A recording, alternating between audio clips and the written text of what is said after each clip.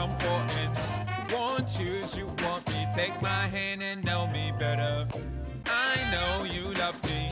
That's so comforting. Won't choose, you want me. Take my hand and know me better. I know you love me. That's so comforting. But we are stuck except you take my hand and know me better. Hey, know me better, love me better. Hey, take me better, love me better. It's the transformational parenting show with Mute Olori.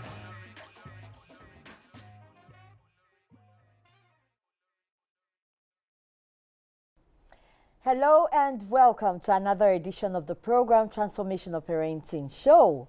My name is Mute Olori and I am your parenting coach. Wow, it's been a very difficult season for many, especially with the news on TV, on radio and online about so many children falling into one form of depression or the other. People getting suicidal, and most research has shown that it's out of parental expectation from a lot of young people. So today we're going to be talking about the effect of stereotype parenting on children and on family and society in general.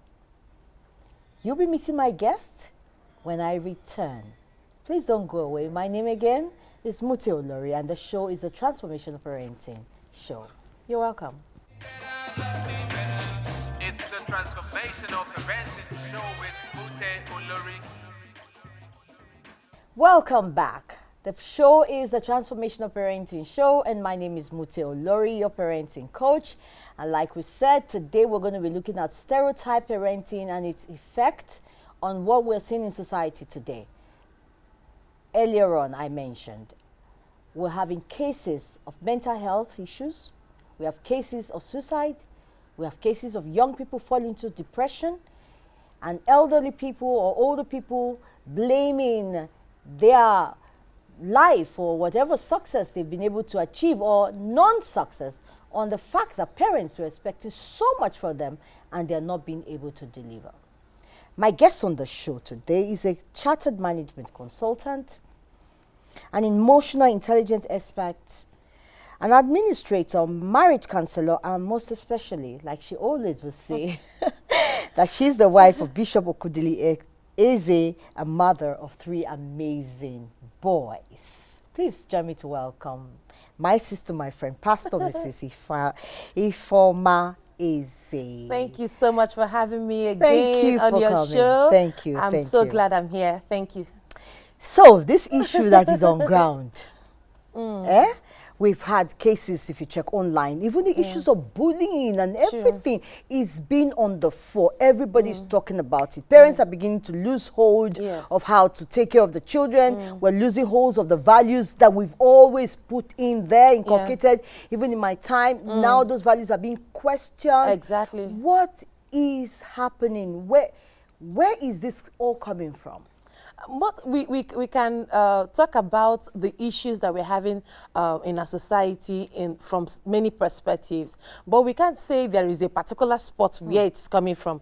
Societal values are not being held anymore. You know, people are just accepting whatever they find on social media, and this social media world is another issue. So people, if there's anything contending with parenting in this 21st century, it's social media. Yes, because people come there, they consult, and they get terrible advices from people who think they know, but they actually don't know. So the vices are much. There are relationships, people meeting one another and then passing on to themselves information that should not be. You know, somebody says, okay, this is what is happening, this is how things are, this is what should be, and because you do not know in what, you just buy into that kind of philosophy, you know, and then people go ahead and they do all sorts of things. So we can't say there is just one particular place it's coming from. It's coming from peers, from relationships, from lifestyle, from social media, from the values that are being are no longer followed. So there are lots and lots of ways. Lots and lots, honestly, and it's a concern because the family as little as it is, Yes. as singular as it is the bedrock of any society. True. Because whatever it is, value you inculcate at home, Yes. like they say, charity begins at home, Yes. comes into the society. True. Now, from research, we found out that there is so much expectation. And the inability of a lot of people to meet up with this expectation caused them to fall into any form of depression or what we're seeing, you know, the outcome, what we're seeing. Now, let's look at stereotyping is one area that people have, you know, mentioned as an area of concern, you know, where the expectation comes from. So let's look at what is, should I say wrong, or what are the effects of stereotyping parenting in what we have in society today? Yeah, but you know, stereotyping has to do with a conditioning of the mind, a particular way in which people have conditioned their mind, things they have believed over time. And some of these things are passed on from generation to other generations. And that is how stereotypes come to be. And then when we look at the family setting, we see the stereotypes also reflect in how we parents also relate with our children. We see these stereotypes based on how we relate with our spouses in the family. We see how it we see it manifest in how we relate with our children. Let me give you an example. An example is parents say, train the first child well and every other child will turn out well. Well, it is something we have believed over time. And somehow when we look at our own families, we see that I'm the first and I know you are the first. I'm the first and I know what I went through with these comments you're making.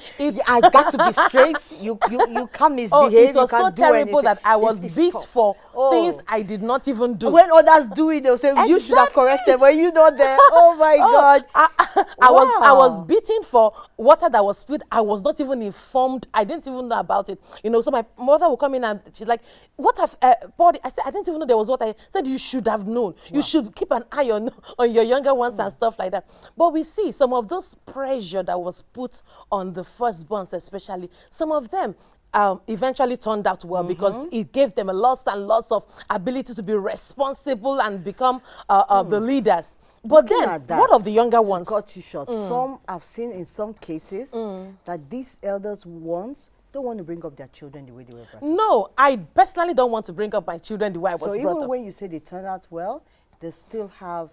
Yes, because I have lots and lots of bad memories and feelings of pain because I was accused for things I was not responsible for, you know. So when I think back at my childhood, it was too heavy for a child, you know.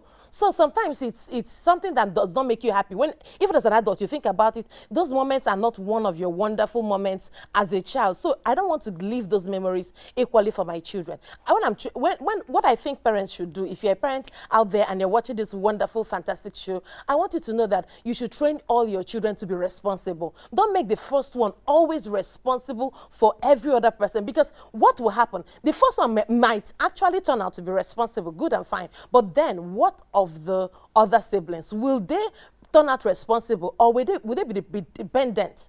Have you seen situations under stereotype where a mother or a father says to her son, who is older than, who has a female sibling that is younger, you should take care of your sister. You should not allow your sister to wound herself. You should not, all of those responsibilities. So the male child grows up, he has to be everywhere, making sure that his younger sister does not fall into problem. And worst case scenario, this young boy growing up in a family has a younger sister who is troublesome, who is stubborn. So he's always in damage control mode, trying to solve a problem that his younger sister has stepped into, all for fear that my mother or my father will beat me. Now, it is fine. I know you say, oh, what's wrong about it? What's wrong with that? How is that stereotype? How is that stereotype? Yeah. But then, you would have done a good job keeping your younger daughter safe. But a day will come by when her younger brother, her elder brother rather, will not be there. So what will she do for herself? Will she sit back and she's like waiting for her younger brother to come her way? Hold on. It reduces assertiveness. I'm sensing something when you now have a woman, grown girl or grown woman living a dependent life. Because she could not do it for herself growing up. She had an elder brother always doing stuff for her. So when you come back, it's like, assuming the bigger boy, his name is Richard. Richard, where is your younger sister? Richard, why did you... she ate. Why would you allow her to eat a thing? So this young girl grows up. She can't think for herself. She can't do things for herself. Because Richard will have Richard is always there. Richard is my big brother. A day will come when Richard will no longer be there with her. And then she'll begin to make wrong decisions because she was never in the habit of making these decisions. Now, somebody will say, oh, is it that bad? Yes, it is that bad because we have young adults, young adults that are grown up making terrible decisions that you'll be like, what? Does she even think at all? She was not in the habit of thinking growing up.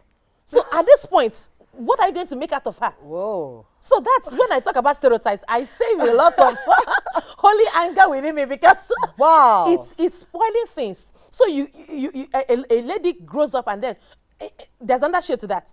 One shade is a lady growing up and not being assertive because she had somebody to take care of her.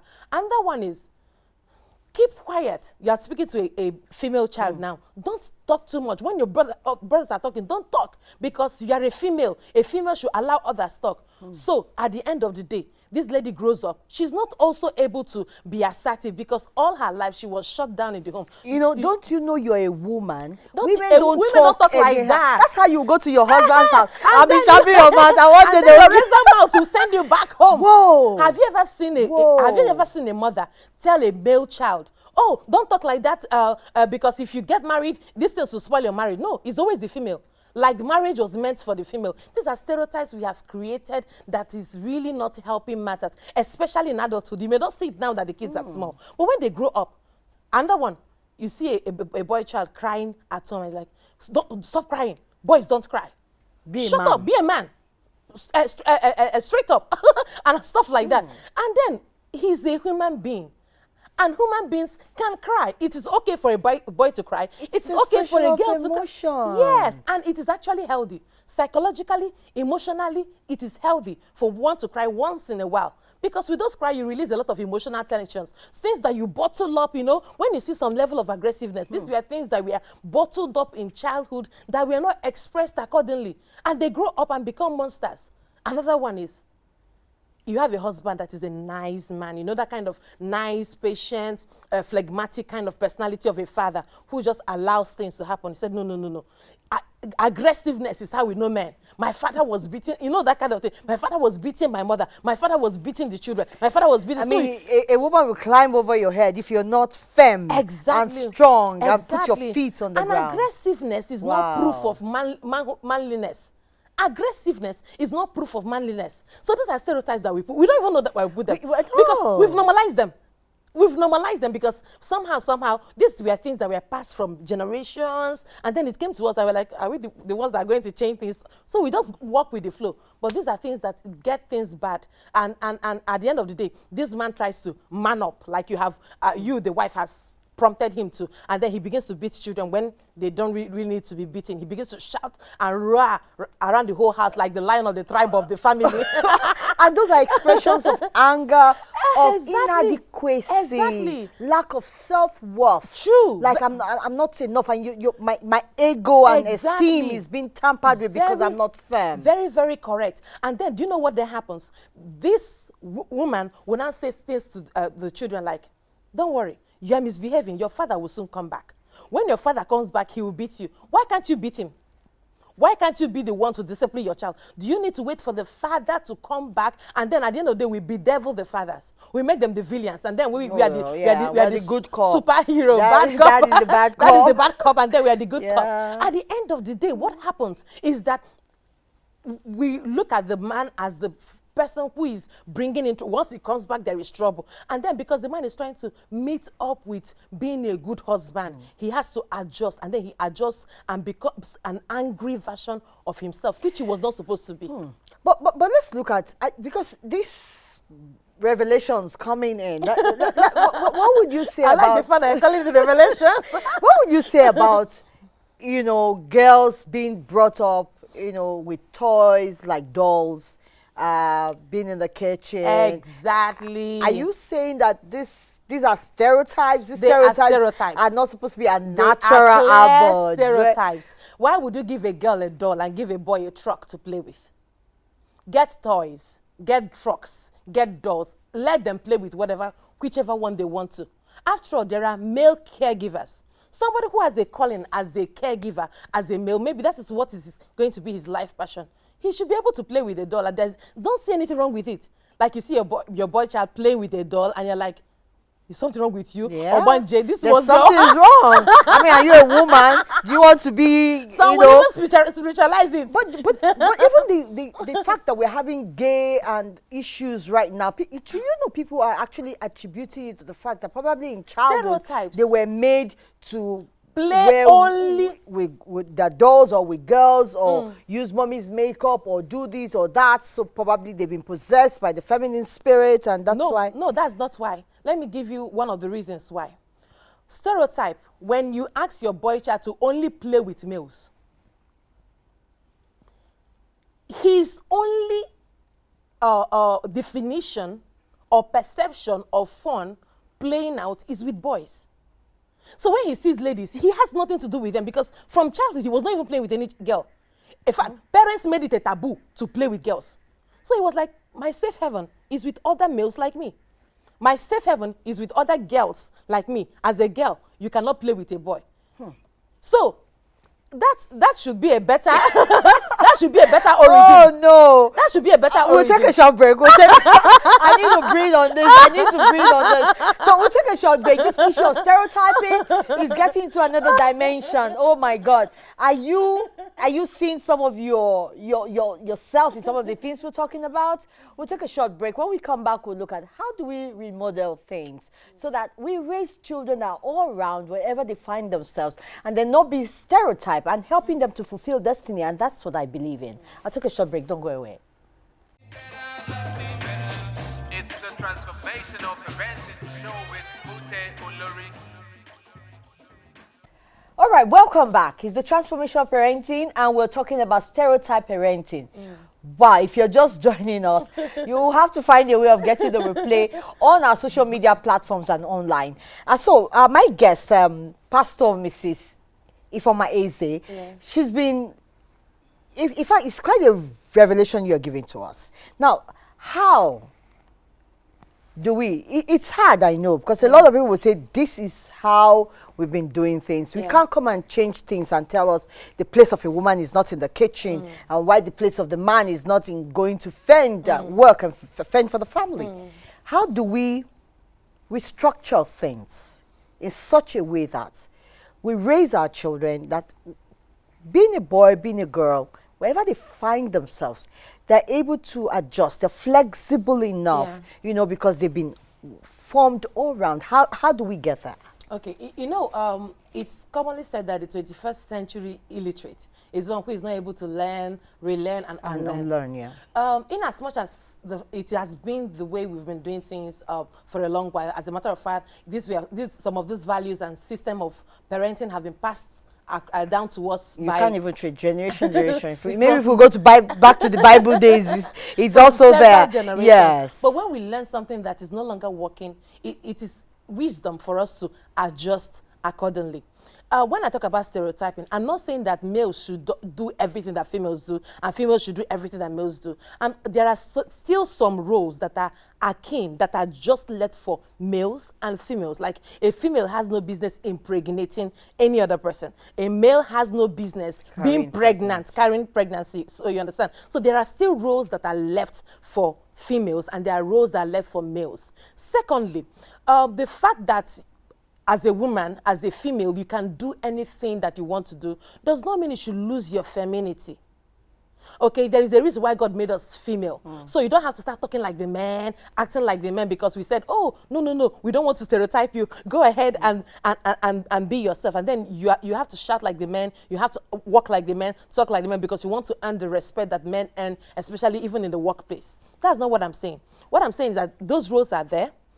Your femininity or your masculinity, as the case may be, are still unique to you. But then we as parents should try to avoid giving our kids that kind of boundaries and limitations. Not boundaries and limitations that we don't want them to. Certainly there are boundaries. Things that will form them in a perspective that they are not flexible enough. Exactly. You know, when life throws whatever to adjust to life, okay? To live their dreams, to become all that they want to be.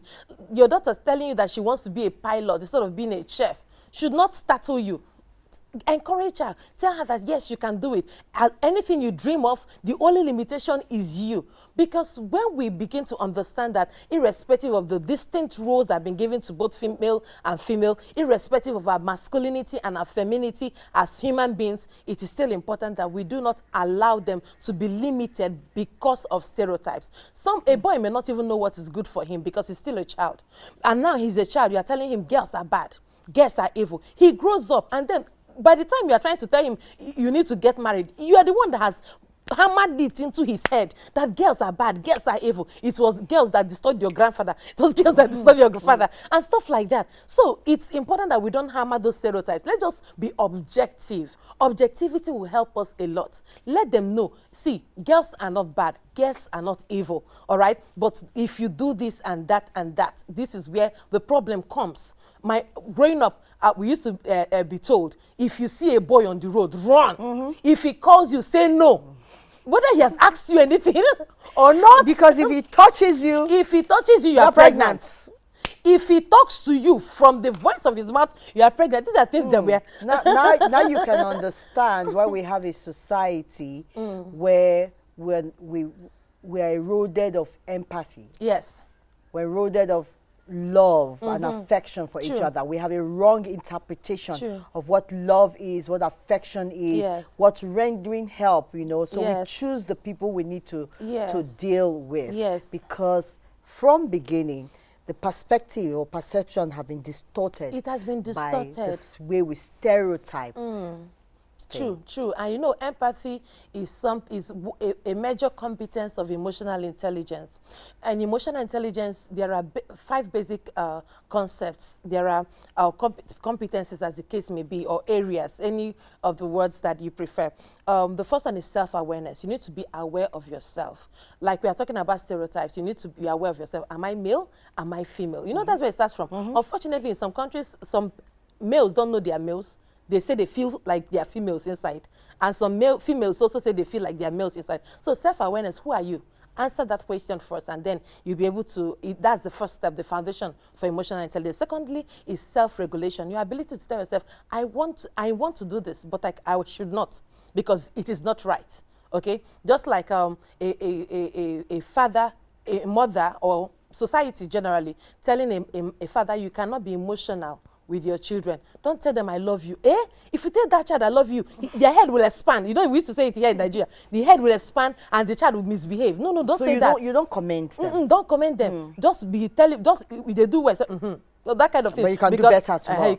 Because I want expectations and expectations. See, if we start this emotional intelligence conversation, we're not going to go. But we're going to have you back on the program to talk about these areas, this emotional intelligence areas, on how we can begin to even regulate and control our emotions in such a way that we're able to handle the effects of stereotyping, stereotype parenting on us as a parents. family, parents, children. We actually can only parent from the amount of knowledge that we have and who we are and what we know when it comes to, in fact, you mentioning self-awareness. If I don't know myself, how do I parent someone to know his or herself? And that's our responsibility, right? As parents, to help our children discover themselves. Wow. So, final word to anybody watching. All right, for anyone watching, the final word I want to share with everyone is there are no limitations.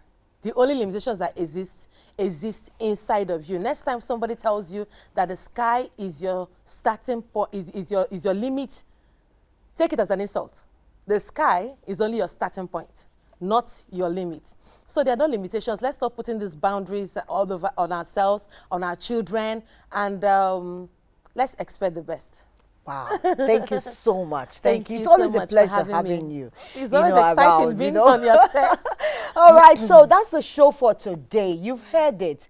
Let's sit down and look at what are those areas I'm really stereotyping in my parenting. And when I do that, what's the effects on my children? Like I always say, it's not about your now. It's about the tomorrow. So raise children today with the kind of adults you want them to be tomorrow. So don't forget to follow us on all our social media platforms. You can send us an email on transformationalparenting@gmail.com, or simply just go on Facebook, look for Transformational Parenting Network. You'll find us there, or Transformational Parenting Support Group. You will find us there. And if you want to reach out to me, simply Mute Olori on Facebook or on Instagram. You'll find me. Bring in your questions, bring in those troubles, and trust us, we'll be able to deal with them on the show. My name is Mute Olori. See you next week. Bye-bye.